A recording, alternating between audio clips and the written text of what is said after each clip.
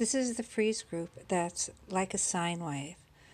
I've listed it as the fifth one and the one that I'm doing, but in list it comes in all different sorts of places, so it's better just to remember what it's like. The way it starts is you start with your unit. Here's my little unit, and I'm going to reflect the unit over a vertical axis. So the vertical axis is here, and it's reflected. Once you reflect it, there it is. You do a glide and reflection. There it is. And now I can repeat this whole thing. And you can see how it goes up and down, kind of like a sine wave. Now, there's a bunch of different things that can be confusing about this. One is that it doesn't have to look like a sine wave. It can look like this, because that glide reflection, it depends on what axis you reflect over when you're doing the glide reflection. And there's also some other reasons why it can be confusing. Let's see, I think that I'm going to just show a whole bunch here and talk about them.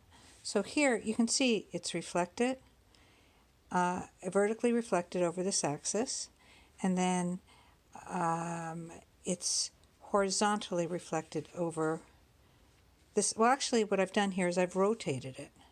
You can see it's rotated over that point. And that's part of the thing that is confusing about this Frieze group, because you can think of it as what I did in the beginning as a vertical reflection and then a glide reflection, or you can think of it as a vertical reflection and then a rotation. It's the same thing. You get to pick any two of these, and the third one is just embedded in it. It's the same thing. So you don't need to do all of these actions. You do two of them, and the third one happens to be there as well. So here, let's see. Oops, here's another one. I've taken this unit, reflected it. Here I've rotated it around this point. So now, because I had my point of rotation here, or you can think of my horizontal axis of symmetry here, the whole thing ends up looking like a line rather than a wave. Okay, so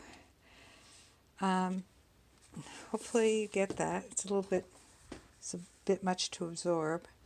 We'll do it with some blocks last. Here's my little pattern block.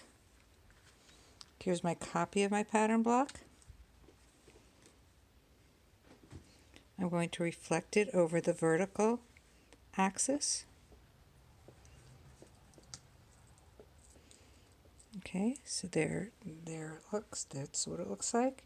Now I can take these.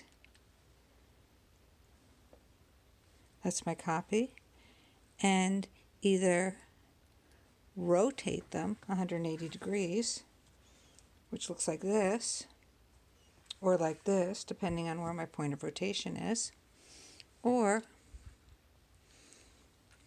I can glide, reflect them, which ends up as the exact same thing as I already did. So that's it. Don't get confused. Remember, pick two, third one's free.